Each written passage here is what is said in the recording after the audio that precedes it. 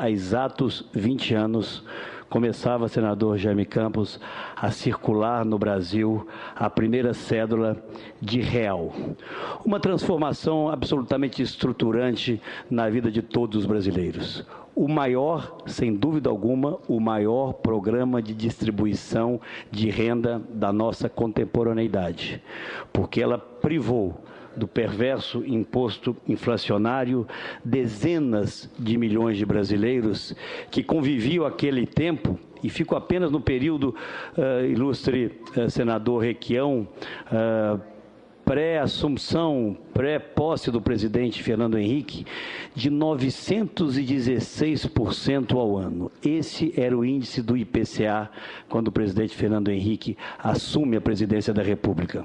8 anos se passaram, a inflação veio ano a ano sendo reduzida, a credibilidade do país sendo recuperada e outras reformas estruturantes sendo efetivadas. Sejam as privatizações de setores como de telecomunicações, como a Embraer, como a siderurgia, essenciais à busca da modernidade ou da inclusão do Brasil nas cadeias globais, mundo afora, e depois a lei de responsabilidade fiscal, outro marco absolutamente fundamental na administração pública brasileira. Todas essas medidas feitas com esforço do governo do PSDB, com extraordinário apoio da sociedade brasileira, não foram conquistas fáceis, porque nós encontramos ali, em todas elas, presidente José Sarney, Vossa Excelência certamente se lembrará, e como se lembrará disso, a oposição ferrenha do Partido dos Trabalhadores, seja em relação ao Plano Real, seja em relação à Lei de Responsabilidade Fiscal, recorrendo, inclusive, vejam vocês, ao Supremo Tribunal Federal, senador Jaime, para buscar inviabilizá-la. Mas, pois bem, a história está escrita, como sabe disso o presidente Sarney. Ninguém vai reescrevê-la. Nós podemos consultá-la e interpretá-la. Mas o fato concreto é que a mais importante reforma estruturante ocorrida no Brasil nos anos recentes foi exatamente o Plano Real, o reencontro do Brasil com a estabilidade. E isso foi possível porque nós vivíamos num regime democrático. E faço aqui um registro, até por oportuno, sobre a responsabilidade que teve, num instante ainda de incertezas da vida nacional, o presidente que assume a presidência da República na ausência do presidente Tancredo Neves. Vossa Excelência, presidente Sarney, fica aqui esse registro.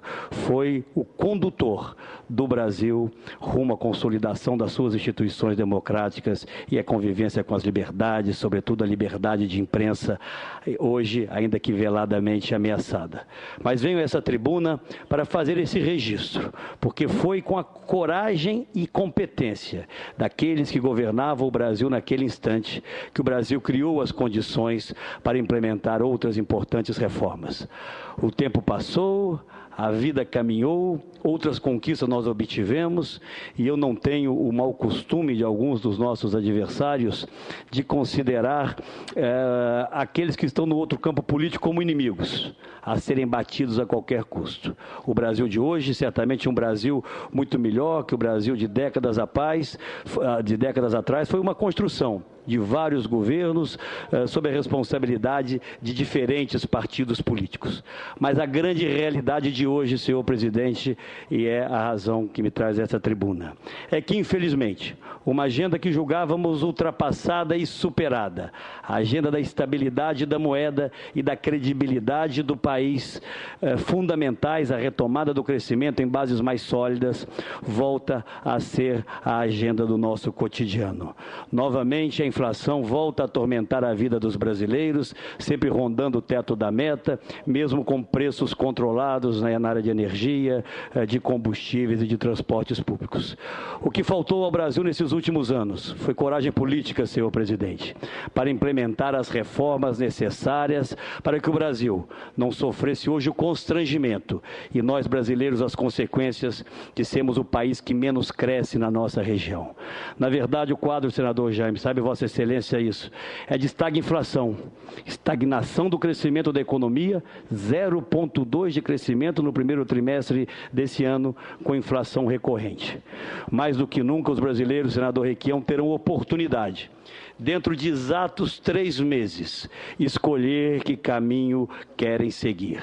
Ou a recuperação da capacidade de implementar reformas esquecidas e abandonadas ao longo dessa última década, para que o Brasil possa efetivamente reencontrar o caminho do crescimento e, a partir daí, da melhoria dos seus indicadores sociais, ou simplesmente a manutenção dessa perversa maquiagem fiscal e, a partir dela, a desorganização do Estado brasileiro, como jamais visto aparelhamento da máquina pública em toda a nossa história. Fica, portanto, aqui um registro de cumprimento àqueles que tiveram a coragem política lá atrás de acreditar naquele plano econômico. E aqui a minha homenagem àquele que exatamente dessa tribuna que falo hoje nos fez companhia por muitos anos, um período mais remoto, mas por 6 meses em período mais recente.